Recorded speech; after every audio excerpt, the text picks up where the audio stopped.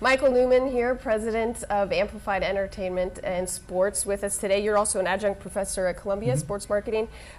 Projections for Tiger call him to surpass $1 billion in earnings 2010, with 90% coming from endorsers. What does this scandal do to his future endorsement power? I think it lessens it. I can't imagine that there's going to be a company that's willing to invest in him the way his current portfolio of sponsors have. On top of that, we're still in the middle of a declining economy. Just like Wall Street and real estate, there's been a tremendous recalibration of what the assets are worth in our industry. So he's got those two factors working against him. But aside from that, this scandal is going to hurt him moving forward and trying to obtain sponsors in categories that he currently has open, like the automotive category. And you obviously teach sports marketing. You last year, I think, had an interesting take on who should fill Buick shoes. What was your thought on that? Well, at the time, we were having an out loud dialogue, a debate amongst the students as to what automotive company should step in and take that category. And we really fell with a brand like Volvo, a brand that's all about safety. And given that he was moving from his bachelor days to marriage and then having children, and with the brand attribute of Volvo all about safety and wanting to take care of his kids, his two most prized dividends in life now, we really thought that was the most appropriate brand. Last year would have been a seamless fit. Now maybe seamless not fit. So much. Very difficult now, yes. Maybe Porsche or something. Something a little bit more wild risky and excessive. So in these sponsorship contracts, there's something called a morals clause. Yep. What is that? Okay, if an athlete or someone that signs a personal services agreement, even a celebrity, brings shame upon themselves, they do something away from the field of play, the sponsoring company has the right to terminate the agreement, because the way they look at it is they enter these relationships because they want to benefit from the borrowed equity, the equity that Tiger has with his legions of fans, the passion that they have. And over time, that line becomes really blurred. So fans see the association that athletes have with the brands that support them.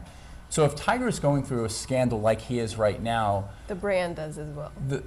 In a sense, they are, and they have to react and they have to respond. No different from what all of Kobe's sponsors had to go through in 2003 when he had the sexual accusations brought against him, and that was eventually resolved head-on with a press conference with his wife by his side.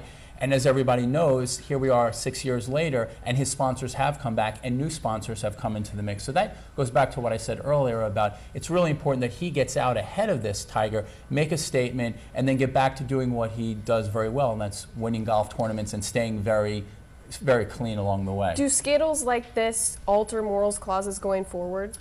Well, will there be more legal repercussions? Will they be stricter?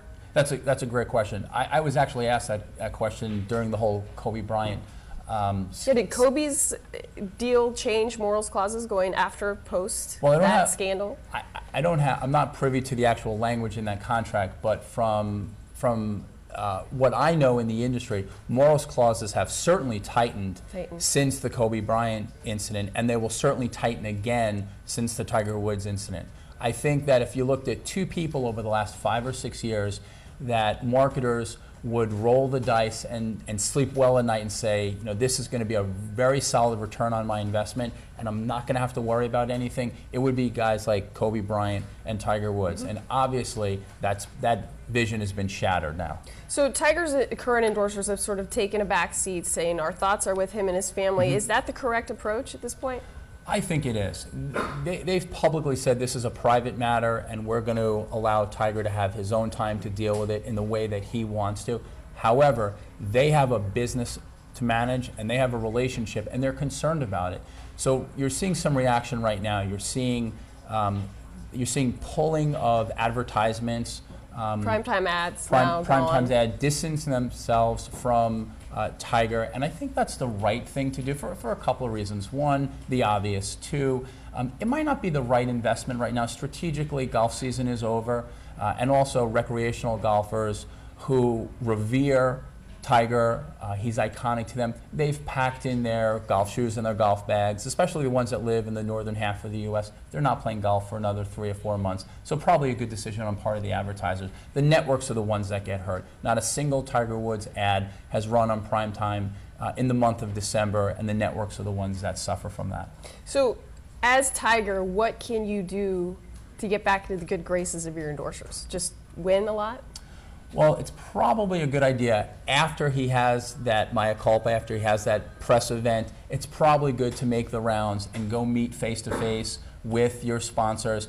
And so give them an opportunity so they can look in your eye and know that their investments now and in the future are safe. They're hoping this doesn't repeat itself. Great. Thank you, Michael. Oh, you're very welcome. Thanks for having me.